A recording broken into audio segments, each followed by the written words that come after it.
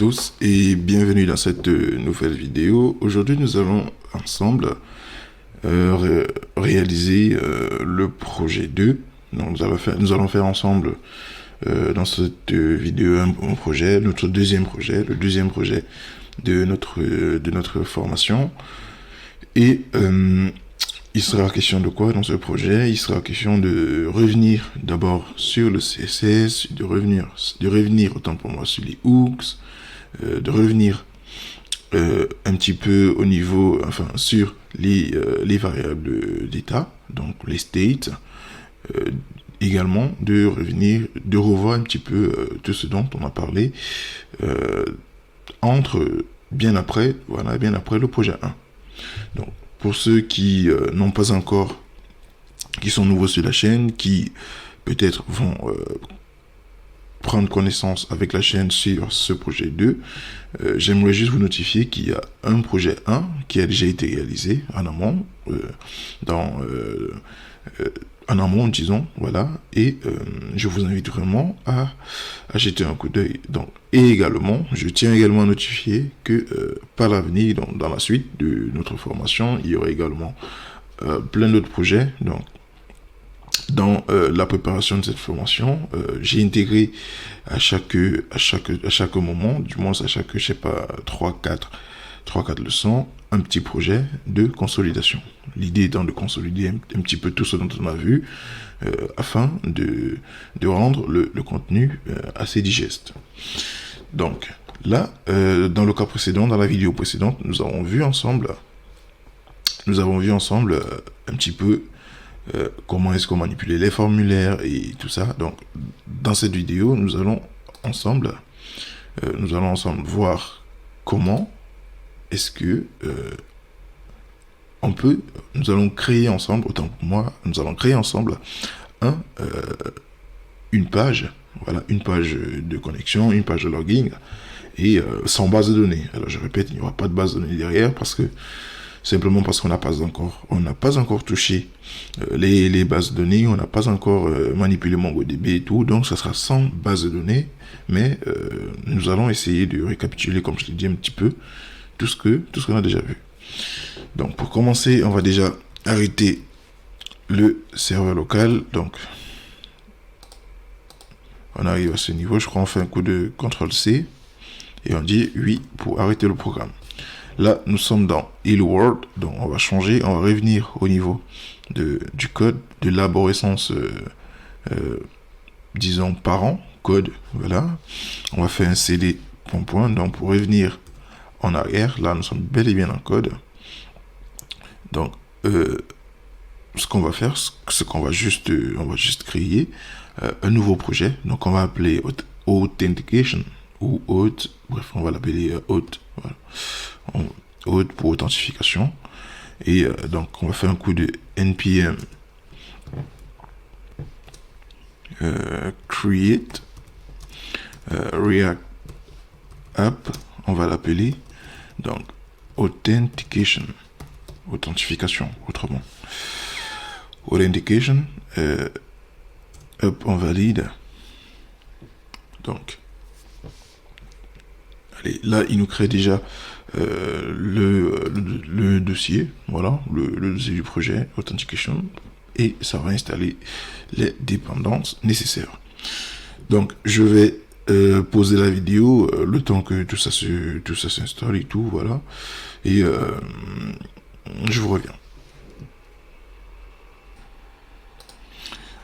Donc, une fois notre installation terminée, donc tout a été bel et bien installé, tout est ok, c'est parfait. Donc là, on va fermer notre projet Hello World. Alors, on n'est plus dessus. On est maintenant sur authentication. Et hop, SRC, parfait. On ouvre d'abord la PPJS. À ce niveau, on n'oublie pas que pour démarrer le serveur local, on doit se déplacer dans le fichier, dans le répertoire authentication, dans le répertoire concerné. Donc, on fait un change directory de authentication. Parfait. Là, maintenant, nous sommes dans le répertoire concerné. Du coup, on peut lancer notre npm start.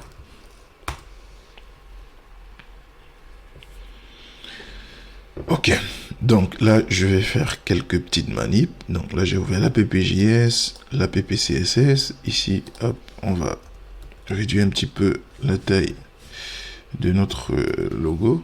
Parfait. Ici, on va enlever. Alors, on va garder le logo, on va garder le header, mais toute cette partie. Alors, on va garder le P. Voilà, c'est bien. Et toute cette partie, ah non, on va pas garder le P. Donc bref, on enlève ça.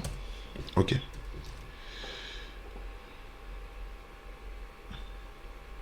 Donc, tout est bon. On est bon, tout est ok. Donc, normalement, si on sera au niveau du terminal, pas au niveau de l'interface, on a notre interface. On peut commencer. Donc, ce que l'on va faire dans un premier temps, c'est qu'on va revenir déjà au niveau du code. On va, au niveau de la PPCSS, il n'y a pas de souci. On va commencer par créer une classe, bien sûr, au niveau de notre répertoire source, SRC. On va l'appeler logging. Voilà. Oh shit. Sorry. Login.js. Parfait. Et ce sera un composant de fonction. Donc, du coup, on va faire FFC. On va directement télécharger tout ça. Et on va dire logging. À ce niveau, le return, c'est une div. On n'oublie pas. Donc, on va dire la div. Et à l'intérieur, on va faire un H1. Non, ça, il est sensible à la casse. Donc, un H1. On va dire projet 2. Parfait. Authentification. Authentification. Parfait. Alors, on revient au niveau de la PPJS. On n'oublie pas surtout d'importer. Donc, on va faire un import de logging. Parfait. Et à ce niveau, hop, on va copier ça et on va l'appeler dans notre header. Donc, à ce niveau, on peut faire ça et fermer. Parfait.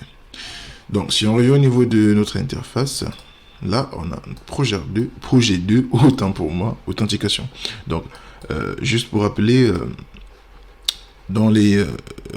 j'ai annoncé dès le début de la formation que vous retrouverez tout le code source au niveau de GitHub, de Git. Donc, à ce niveau, vous allez rechercher HeroCode. Dans cette formation, nous sommes sur le stack MERN. Et là, vous aurez les branches. Chaque branche est un projet spécifique. Le projet 1 que nous avons mené, il s'appelle Contour. Du coup, là, nous avons le fichier source. Donc, vous aurez juste à télécharger et essayer de mieux comprendre ce qui a été fait. Voilà. Et dès que nous aurons fini avec ce projet 2, il sera également disponible au niveau de GitHub. Alors, nous allons revenir au niveau du code, notre code, au niveau du loggings. Et nous allons installer aussi. Donc, nous aurons besoin de créer, comme je l'ai dit, une interface. On va faire un petit peu du CSS propre. Et on va installer également une autre librairie. On va installer Bootstrap, autant pour moi, pour facilement pour faciliter les mises en forme de notre interface.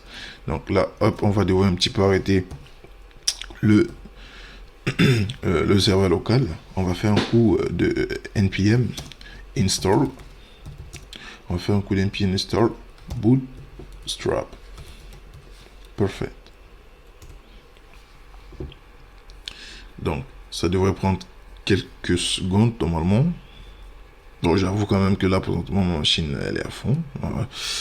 Elle tourne beaucoup de programmes, du coup, voilà. Donc, tout est OK, tout est parfait. Donc, à ce niveau, on va relancer notre serveur local dans npm start. Et au niveau de authentication, dans l'authentication, on va essayer d'importer Bootstrap. Allez, on revient. On va essayer d'importer Bootstrap. Donc, ok. Allez, démarre. Don't waste time.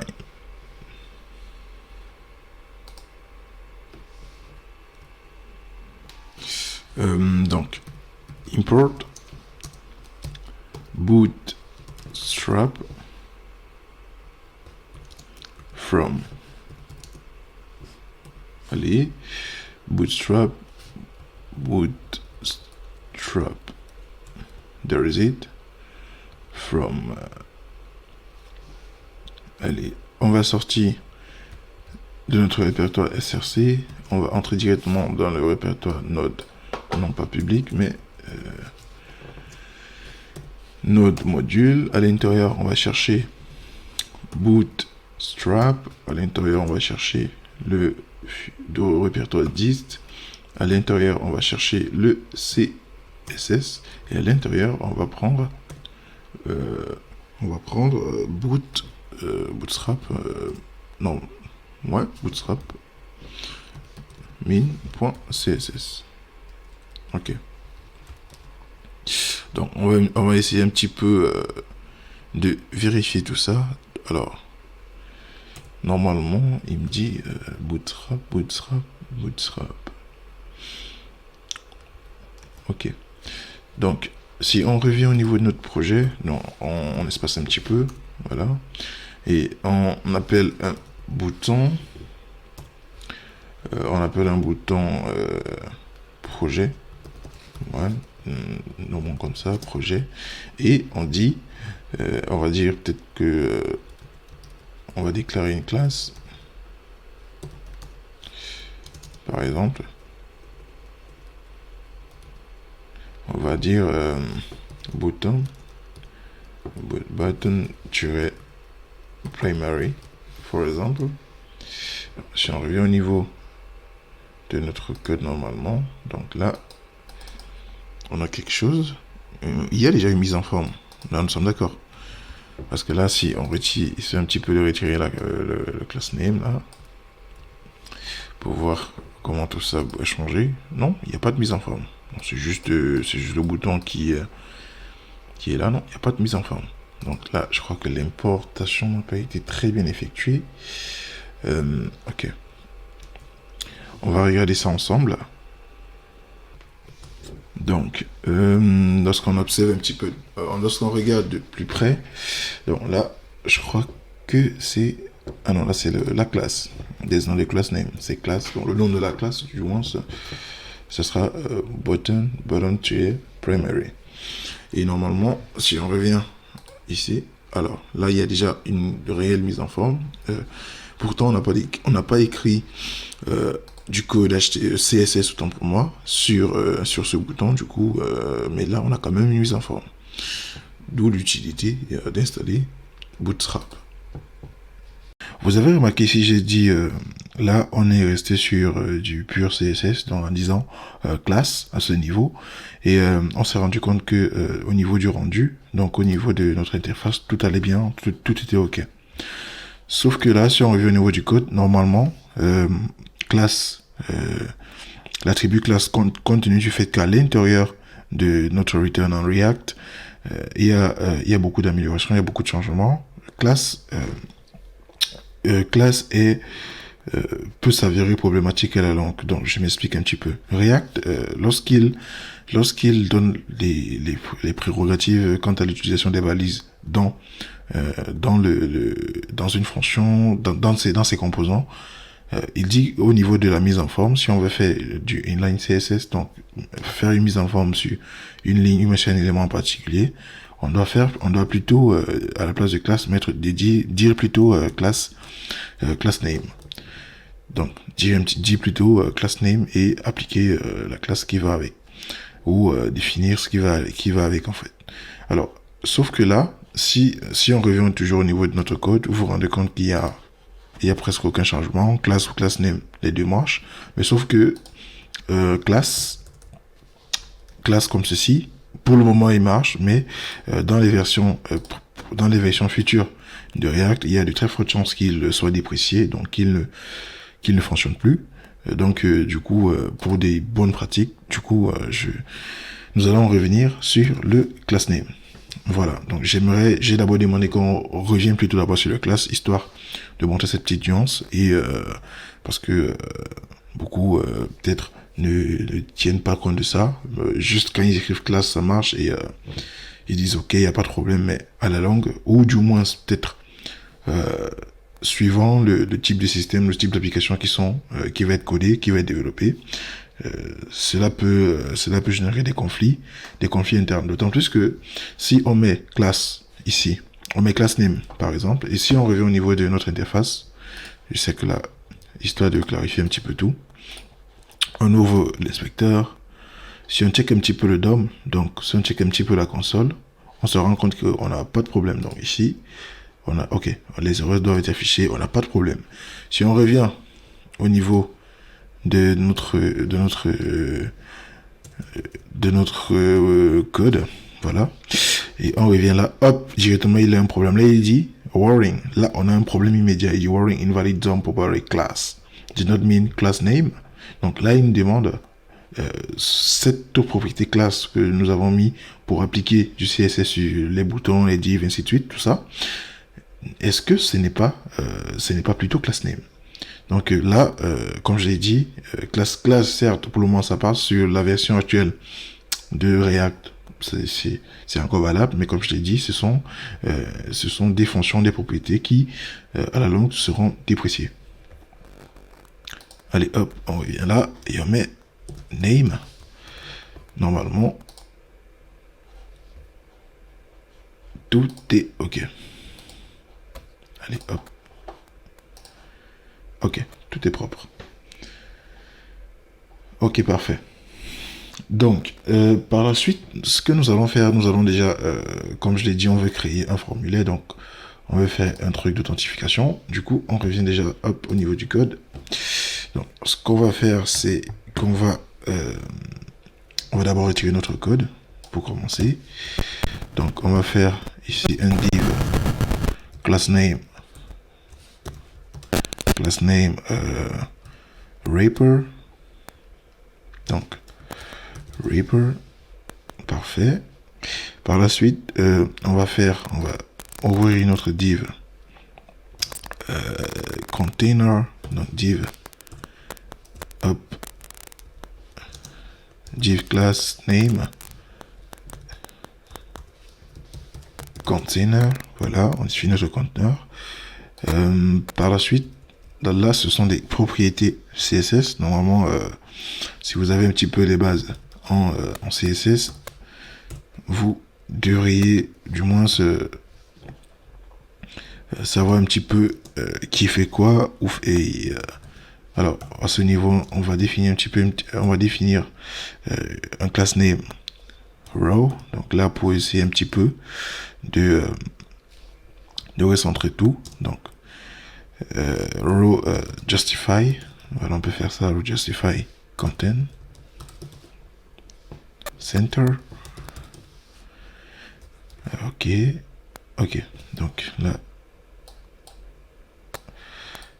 Ok. Center. Par la suite, on va définir ici une autre div. Voilà. Donc, le class name sera login. Ok. Et on pourra définir notre formulaire. Donc, au niveau de l'action, que ce soit get ou post, la manière dont les données vont transiter par le formulaire. Donc là, on va décider un petit peu plus tard. Donc, pour le moment, on revient au niveau de ce formulaire. Donc, je crois que si on revient au niveau du code, on n'a rien pour le moment, c'est clair. Là, on va faire input. Donc, on va créer des input type text, parfait. On va faire du placeholder ça c'est pour créer ce petit texte indicatif. On va appeler donc identifiant. Ok. Par la suite, donc au niveau on va définir également un class name. Donc là, on va appeler form control. Donc ce sont les méthodes de Bootstrap du coup. Un petit peu comme le button espace button-primary qu'on a fait précédemment pour avoir une mise en forme un petit peu bleutée. Voilà. Donc, ok. Donc, on va un petit peu dupliquer ça. Donc, hop. Ici. Le type, on va mettre ici password. L'identifiant. Le placeholder, ça sera mot de passe. Et le class name, ce sera toujours form control. Bon, à ce niveau, on va un petit peu espacer tout ça. Donc, on va faire un petit coup de BR. Même chose ici. Hop, BR pour espacer. Et à la fin, on va faire un autre button submit. Ok. Et avec l'attribut se connecter. Ok. Se connecter. Parfait. Donc, si on revient là, on a quelque chose, voilà, comme ça. Bon, c'est vrai, c'est un petit peu dégueulasse, mais on a quelque chose comme ça. Donc, la deuxième chose qu'on va faire, c'est on va appliquer une petite mise en forme. Donc, pour appliquer cette mise en forme, ce qu'on va faire, on va créer un nouveau fichier qu'on va appeler logging.css. Parfait. On n'oublie pas d'importer ce fichier à ce niveau. Donc, on va faire un import de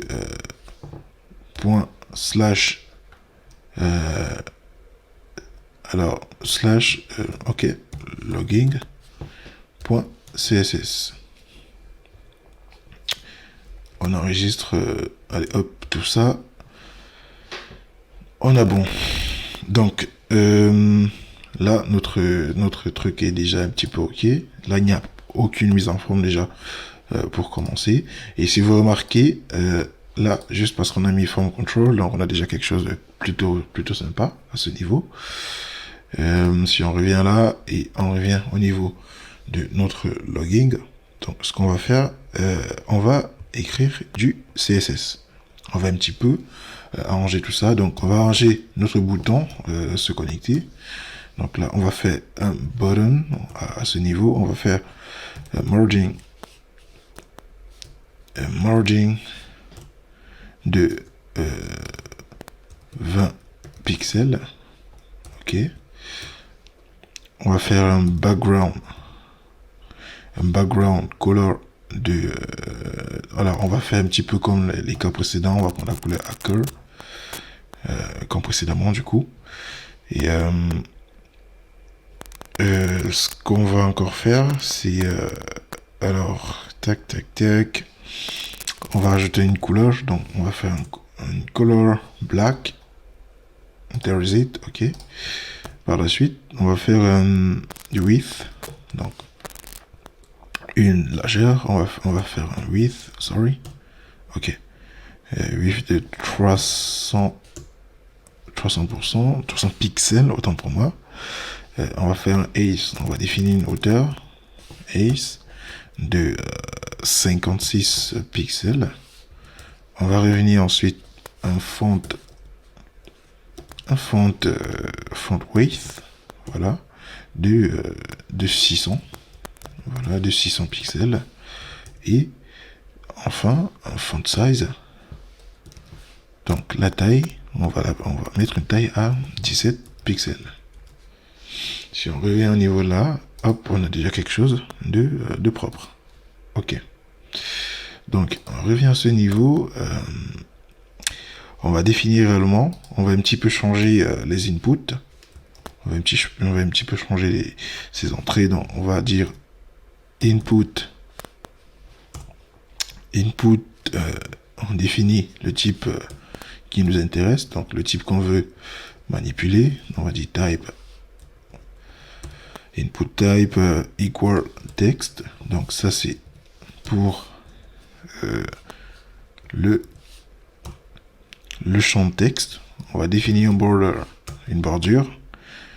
On va pas définir de bordure, donc on va dire on veut pas de bordure. Border noun, on va dire border bottom. Let's define a border bottom 2 pixel solid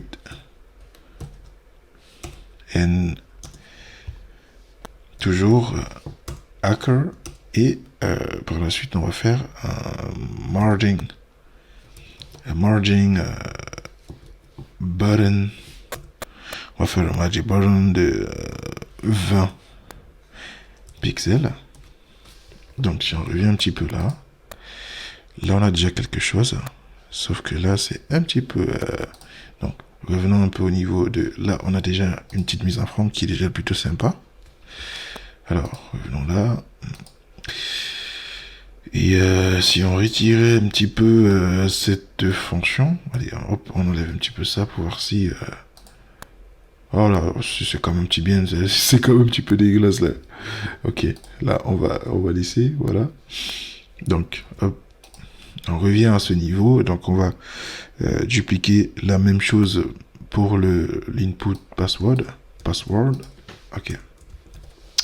Sauf que là, à la place de texte, on va mettre password, et normalement, on a aussi le même rendu. Ok. Donc à ce niveau, on va un petit peu foncer le placeholder. Donc c'est texte, voilà, indicatif par défaut, voilà. Donc on va faire, on va dire placeholder, voilà, et à ce niveau on va faire un color black, je crois. Ouais, on peut faire un black, et par la suite on peut faire un font size de 15 pixels par exemple. Si on fait un font size de 15 pixels, c'est un petit peu trop grand à mon sens. Donc si on revient à ce niveau, allez hop, on retire ça. Si on revient, ouais, on a quelque chose de plutôt passable. Donc il y a plein de trucs prédéfinis, voilà, dans Bootstrap qui nous facilitent vraiment son exploitation. Donc à ce niveau, on a déjà nos deux champs qui sont propres. On a notre bouton se connecter qui est également propre. Là, on n'a rien défini derrière, du coup, ça met le point d'interrogation. Il dit ouais, je redirige vers où et tout.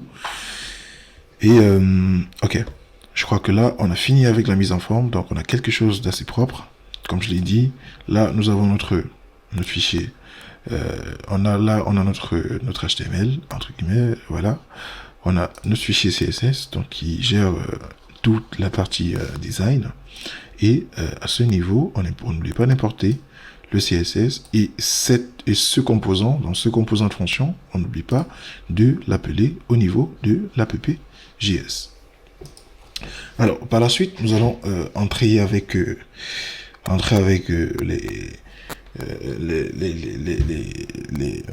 les datas. Voilà, on va essayer un petit peu de manipuler, de récupérer les données comme dans les vidéos précédentes où on travaille avec le formulaire. On va essayer de récupérer un petit peu ce que l'utilisateur envoie de l'autre côté. On va essayer un petit peu de gérer ça, mais on ne va pas connecter de base de données. Donc il n'y aura pas de base de données. On va juste essayer de récupérer, de voir si on récupère bien, et on va essayer de rendre l'interface un petit peu plus dynamique. Donc, ce que nous allons déjà par la suite faire, c'est de définir autant pour moi, c'est de définir nos variables d'état. Et en passant du coup par les hooks, vu que on a eu à voir un petit peu ce que c'est que les hooks. Donc on va utiliser principalement le use state, voilà, pour essayer de définir un petit peu tout ça. Donc on revient à ce niveau, on définit nos deux const nos deux paramètres. Voilà, const de, on va appeler ça ID.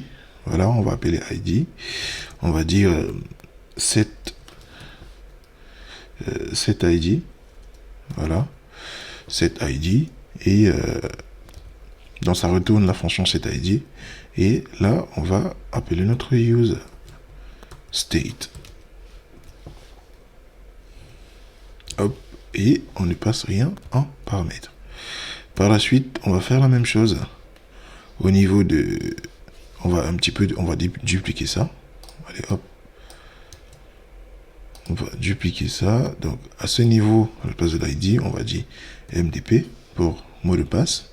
On va dire set MDP. Donc, au niveau du state, on va juste définir genre useState et à ce niveau, on va laisser vide à l'intérieur. Normalement, il doit nous dire ouais, tu n'as rien importé, du coup, on ne sait pas où tu sors avec ça et tout, voilà. Donc, du coup, à ce niveau, on n'oublie pas de revenir. Donc, comme dans les cas précédents, de revenir importer, donc de revenir importer à ce niveau, autant pour moi, d'importer notre librairie React. Donc, on va, grâce à notre propriété snippet React, du coup, on va juste faire IRMC pour importer, voilà, React et les éléments associés. À ce niveau, on importe ça et le composant, du moins l'élément dont on a besoin de déclarer. Ici, c'est use state. Ok. Si on actualise, normalement, là, il nous dit, ouais, MDP est assigné, mais il n'est pas utilisé. Cet MDP également est aussi attribué, mais il n'a pas été utilisé.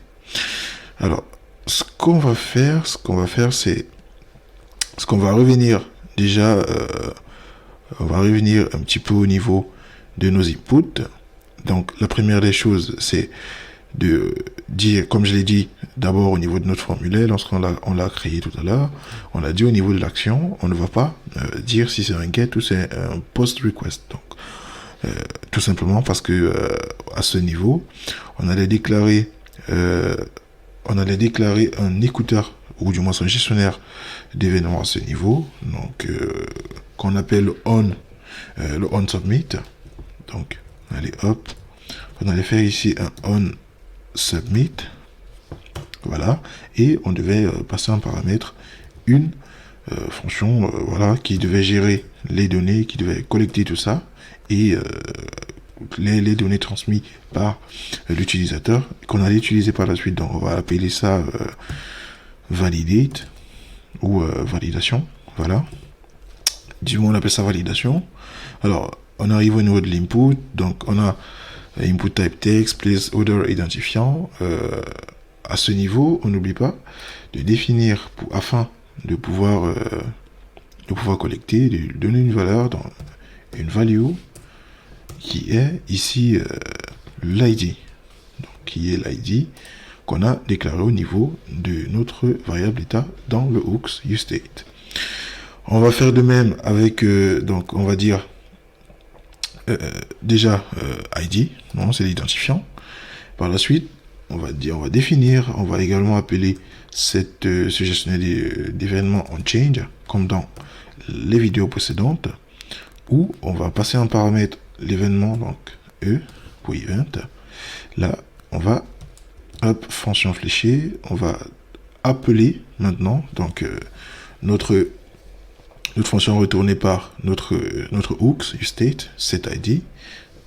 Donc ici, pour donner la possibilité à notre input de pouvoir, comme on a vu précédemment, de pouvoir récolter, ou du moins de pouvoir contenir, récupérer ce qui sera renseigné par l'utilisateur.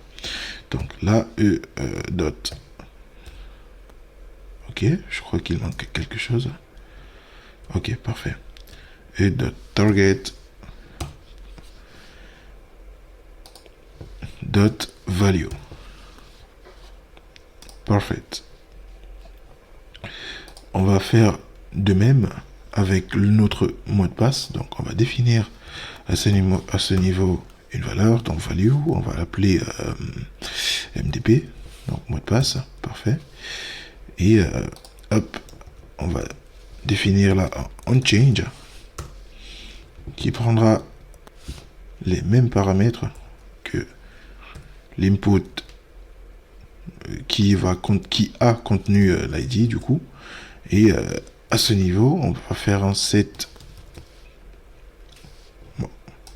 password dans MDP qui également va contenir à son tour, non c'est pas MD5, parfait, donc qui également à son tour va contenir l'événement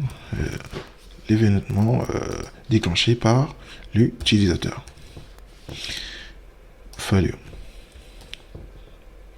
Donc là, il nous dit, ouais, mais validation est créée. Là, il ne nous dit plus que, voilà, cette MDP et cette ID sont définis, mais ne sont plus utilisés. Il dit, ouais, validation. Par contre, il y a un problème à ce niveau. Il ne sait pas où ça va et tout. Ok, il n'y a pas de problème. Donc, qu'est-ce qu'il y a lieu de faire à ce niveau? Donc, on va revenir à ce niveau, ici, là, hop, on va créer donc notre fonction donc, qui va se charger de traiter tout ce qui sera passé en paramètre par l'utilisateur. Du coup, on va l'appeler validation. Parfait. Donc, et on va passer en paramètre l'event. Donc, on va dire ici que l'événement qui sera du moins traité. Voilà, ce sera un événement. Et par la suite, ce qu'on va faire, c'est qu'on va... Voilà, là, il dit déjà qu'il n'y a pas de problème. Donc, si on revient sur notre interface, on se rend compte qu'on a déjà des trucs qui sont passables. Donc, dans les vidéos précédentes, lorsqu'on traitait avec les formulaires, vous vous avez rendu compte que si on ne faisait pas ces petits manips et tout, on n'aurait pas cette possibilité de directement récupérer l'événement, ou du moins l'élément qui serait renseigné au niveau des inputs. À ce niveau, alors ce qu'on va faire, c'est qu'on va clairement donc poser des conditions, voilà, un petit peu comme si là on a récupéré déjà, on a déjà le contenu de nos données, donc on a déjà notre identifiant, notre ID et notre MDP nos valeurs qui sont récupérées, voilà, lorsque l'utilisateur va rentrer quelque chose. On a notre ID et MDP qui sont récupérés, et là, on va essayer ensemble de faire des conditions. On va poser des conditions. On va dire if, si MDP, non, ID, non, identifiant, voilà, est égal à, par exemple, est égal à HeroCode, et, ok, et le password, le mot de passe, le MDP, est égal à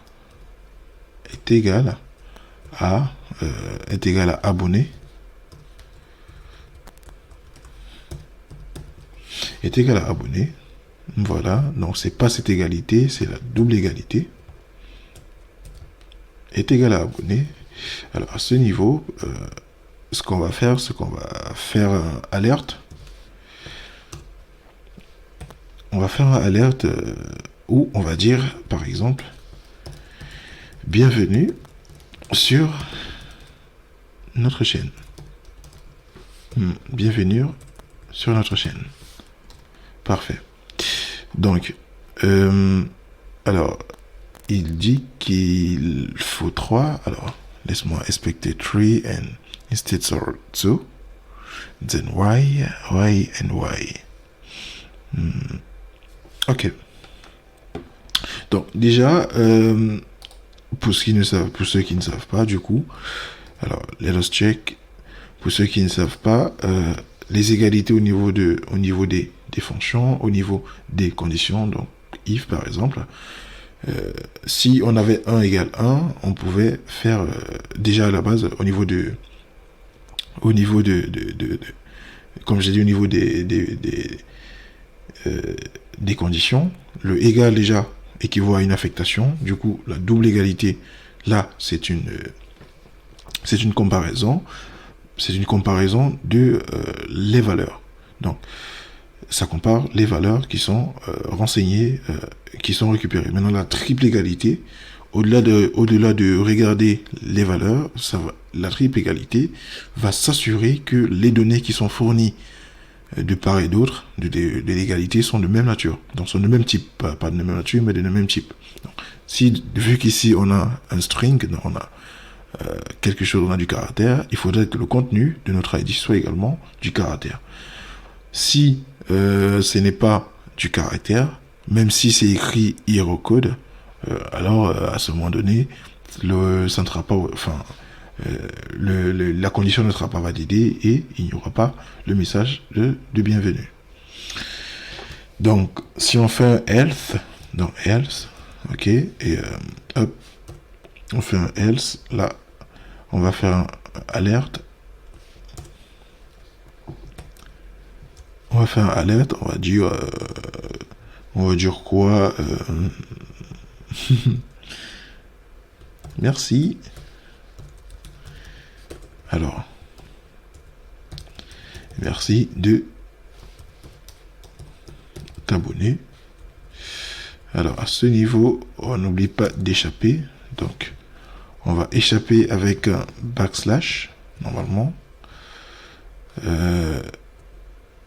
Alors, de toute façon, on va juste mettre les doubles égalités et hop, ok. On va dire merci de t'abonner à notre chaîne. Drôle. Ok. Donc, si on revient un petit peu au niveau de notre interface pour checker si tout est ok. Si on arrive ici et on écrit hero code, un petit peu comme ici. Voilà, hero code. Et on ne met pas un S. Et au niveau du mot de passe, c'est abonné. Ok. Si on veut se connecter, alors là, il ne nous retourne rien de concret. Alors, qu'est-ce qui ne va pas? Qu'est-ce qui ne va pas? Ok, on revient un petit peu. Voilà. Donc, à ce niveau, il fallait juste actualiser, du coup, HeroCode, on a mis notre mot de passe, il dit « Merci de t'abonner à notre chaîne ». Donc, là, c'est parce que on n'a pas rentré quelque chose de propre, du coup, disons comme ça. Voilà. Il nous dit « Merci de t'abonner à notre chaîne ». Si on rajoute les bons identifiants, les bons ID, les bons trucs, et le mot de passe, vu qu'il est bon, donc, le mot de passe, c'est abonné, voilà. Si on se connecte, il va dire bienvenue sur notre chaîne. Donc là, ça veut dire que tout est ok. Avant de terminer avant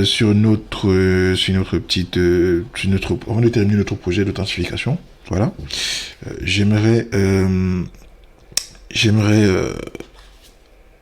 introduire un autre module CSS, voilà, pour qu'on utilisera bien sûr par la suite avant de le clôturer, parce que là on a un petit peu fait le tour entre les hooks, le CSS, comment est-ce que on récupère les données au niveau de notre formulaire et ainsi de suite. Donc là on a un petit peu fait le tour de tout ce qu'on a vu.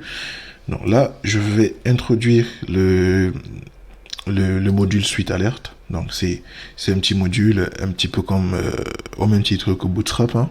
Lui son truc c'est de gérer la mise en forme des alertes. Donc par exemple à ce niveau, vous remarquez qu'à ce niveau, ça c'est de l'alerte brute, disons comme ça. Ça c'est la façon dont le JavaScript, ou du moins le JavaScript de base, voilà, il affiche ces alertes du coup. Mais on peut changer ça, on peut changer cette façon d'apparaître. Alors pour ce faire, on va se rendre au niveau de notre terminal, du coup. On va créer un nouveau... on va pas arrêter le serveur. On va arriver là, hop, on va dire ouvrir dans le terminal intégré. Donc ça c'est un nouveau terminal, disons. J'aurais dit une nouvelle ligne de commande. Voilà, bon, nouveau terminal. Et à ce niveau, on va faire un coup de npm install. Hop, install, parfait. Suite alert. Parfait. Donc, l'installation devrait se poursuivre. Hein. C'est pratiquement quelques secondes normalement. Et alors, là, il y a un petit problème. Donc, là, je crois que c'est... ok, c'est suite avec 2 E. Suite alerte. Comme ça. Ok. So, let's go. Ça va, je crois que l'installation, c'est quelques secondes normalement. Parfait. Et je crois qu'on est bon. Alors, on va fermer un petit peu ça. On va revenir au niveau de notre localhost. Hop, on va un petit peu arrêter ça et on va redémarrer. Donc, npm start, on va relancer notre serveur local. Et à ce niveau, alors qu'est-ce qu'on va faire concrètement?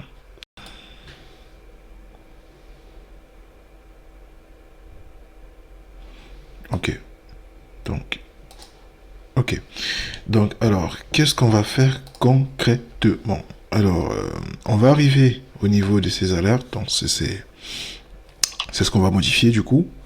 Et à la place d'alerte, on va déjà commencer par importer notre module. Voilà, on n'oublie pas. On peut faire un import.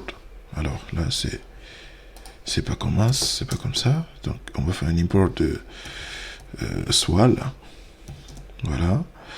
From. On va faire un import de swal from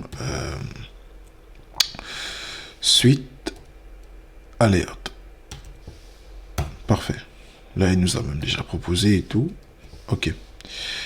Et à ce niveau, à la place de alerte, donc on va dire plutôt swal.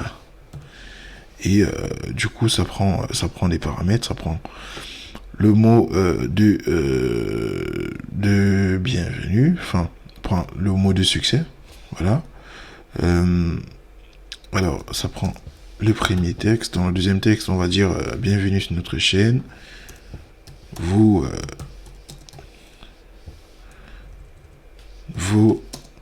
identifiants, voilà, hop, vos identifiants sont valides. Et là, on n'oublie pas de notifier, voilà, que il s'agit là d'un succès. Ok.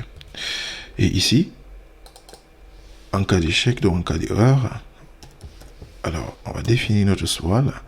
Merci de t'abonner à notre chaîne, voilà, hop. Et on va dire, donc voilà les paramètres qui sont demandés du coup. Et là, on va dire vos identifiants. Donc, on va dire vos identifiants sont invalides. On copie tout ça. Hop. Ok. On copie tout ça. Donc, on ramène ici. On colle. Allez. Ok. Et non, sont invalides. C'est invalide. Et là, on va dire que c'est une erreur. Donc, ce niveau, c'est une... There is an error. Ok, parfait. Donc, si on enregistre, normalement, on est bon. Et si on revient au niveau de notre interface, si on dit se connecter, normalement, allez, hop. Alors, pourquoi est-ce que l'action n'est pas continuelle, du coup? Ok. Bah, peut-être déjà là. Alors, c'est quoi le constat? C'est que le pop-up, il ne dure pas du coup. Il fait à peine quelques microsecondes qu'il est déjà parti. Donc, alors, je crois qu'il y a un conflit. Revenons un petit peu au niveau du code. Au niveau du code, qu'est-ce qu'on a? Alors, tac, tac, tac. On a la validation. Ok. On a les différents éléments. Ok. Alors, déjà, déjà à ce niveau, ce comportement est plutôt très normal. Ce comportement est même le comportement attendu. Alors, je m'explique. Alors, l'événement, ces inputs, nous avons en face de nous un formulaire, parce que là, on a un formulaire, et la suite d'événements, du moins, attendu lorsque l'utilisateur cliquera sur se connecter, c'est que les données qui ont été remplies soient transférées peut-être au niveau de la base de données, ou du moins soit transférées vers le module de traitement, vers un module de traitement approprié, voilà, et ce qui valide en autres termes ce transfert de données, c'est le rafraîchissement de la page. Donc, à ce moment donné, lorsqu'on clique sur se connecter, il y a le rafraîchissement de la page qui est enclenché et il y a le message de validation qui est également enclenché au même moment. Et c'est l'action par défaut. Du coup, on n'a pas le temps de lire le message qui apparaît bien sûr sur le pop-up, sur l'alerte de validation. Alors, ce qu'on peut faire à ce niveau pour essayer de bloquer cela. Donc, je crois que ça également, on l'avait vu dans les cours précédents. On va faire appel à la fonction event, ou du moins la méthode event prevent default, à la fonction plutôt, event.prevent default. Alors, if invoke when the cancel attribute value is true. So, and while execute a less than for event with passive set to false signals to the operation that cause event to be dispatched that it need to be cancelled.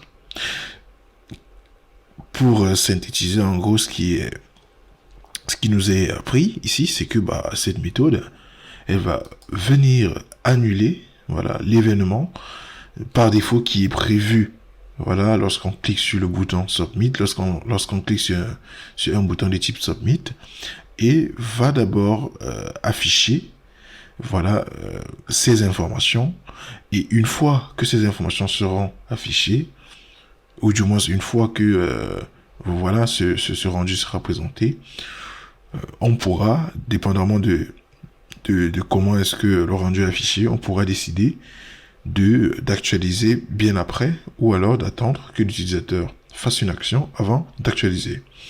Alors, trêve de bavardage, revenons un petit peu au niveau de notre interface. Donc ici, on va changer un petit peu ça. Si on clique sur se connecter, alors là vous remarquez que on a déjà notre truc qui apparaît plutôt bien, c'est déjà cool. À ce niveau, il n'y a pas de rafraîchissement, donc il attend. Là, on a notre petite validation, du coup. On a le oups, vos identifiants sont invalides. Et là, il n'y a pas de rafraîchissement. Il n'y a pas de rafraîchissement, il n'y a rien. Donc ça, c'est une validation au niveau déjà de l'interface. Donc ça, c'est une validation front-end. Donc il n'y a pas besoin d'actualisation. Normalement, l'actualisation, quand on est en PHP ou ailleurs, le fait qu'il y ait un petit rafraîchissement, c'est le temps que les données c'est le temps que les données transitent entre l'interface et la BD, et de la BD à l'interface, pour affirmer ou infirmer les données qui sont renseignées par l'utilisateur. Donc dans ce cas d'espèce, on a fait une petite validation front. Donc on a juste, ce n'est pas trop différent des formulaires où on attend un email, et là vous venez, vous écrivez peut-être un numéro de téléphone. Là directement l'interface vous dit que non, à ce niveau il faut un email plutôt. Donc là, c'est plus ou moins le même principe. Donc du coup, là, on a notre pop-up. C'est vrai, c'est un petit peu décalé. Je crois que c'est un truc au niveau du CSS, normalement. Alors, c'est un petit peu décalé. Allez, hop. Mais on ne va pas, enfin, dans cette vidéo, on ne va pas s'embêter à chercher à positionner ça, voilà. Donc, comme je disais, alors, c'est le margin que j'ai appliqué au niveau du bouton. Voilà, je crois que c'est ça qui décale carrément, qui décale un petit peu tout, je crois. Voilà. Bref. Alors, si on clique sur OK, voilà, là, à ce moment donné, si on clique sur... alors, si on revient et qu'on met plutôt les bons paramètres, là, hop, bienvenue. Donc, là, maintenant, on peut, comme je l'ai dit, après ce message, on peut décider que, voilà, dès que l'utilisateur va valider, ou du moins, si c'est un message de bienvenue, lorsqu'il va dire OK, l'action de cliquer sur OK, voilà, va déclencher une autre séquence d'actions qui, ici, sera peut-être, par exemple, une redirection vers la page d'accueil ou vers la page désirée. Donc, sur ce, je crois que nous arrivons à la fin de ce projet, de ce deuxième projet, de notre mini-formation, du coup. Alors, pour ceux qui auront besoin du code source, vous pourriez toujours l'avoir au niveau de GitHub, Hero Code. Il y a la formation sur le stack merde. Et chaque branche, c'est un mini-projet que nous avons eu à réaliser. Donc, le code source se retrouvera bien sûr dessus, que vous pourriez le télécharger, l'analyser, l'exploiter à votre guise. Donc, nous arrivons déjà à la fin de ce projet, comme je l'ai dit tantôt. Je vous donne rendez-vous dans la prochaine vidéo.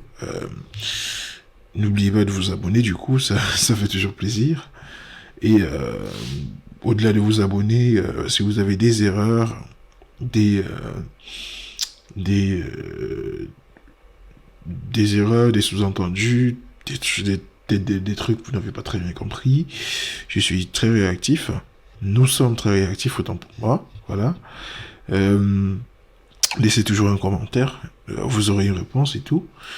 Et je vous dis à bientôt, alors du coup, à bientôt dans la prochaine vidéo.